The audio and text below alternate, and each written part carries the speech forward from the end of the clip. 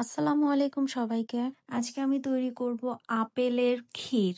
এটি তৈরি করতে প্রথমে একটি পাত্রে বাটার দিয়ে এর ভেতর ৪-৫টা কিশমিশ এবং পছন্দ মতো বাদাম দিয়ে একটু বাটারের সাথে ভেজে নেব।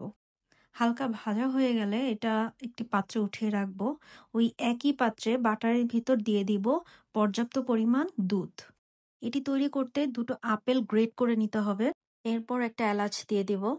গ্রেট করে রাখা আপেলের জুস দিয়ে দুধটা ছানা তৈরি করে নেব।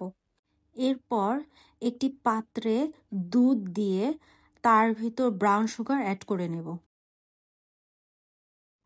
এরপর এতে তৈরি করা ছানাগুলো দিয়ে এর ভেতর মিল্ক ক্রিম অ্যাড করে দেব।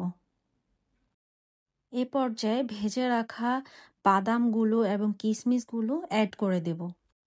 তারপর গ্রেট করে রাখা আপেলগুলো দিয়ে দেব।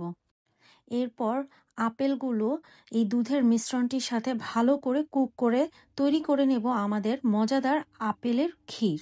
এরপর পছন্দ মতো বাদাম কুচি দিয়ে এটি পরিবেশন করে নেব। ধন্যবাদ সবাইকে।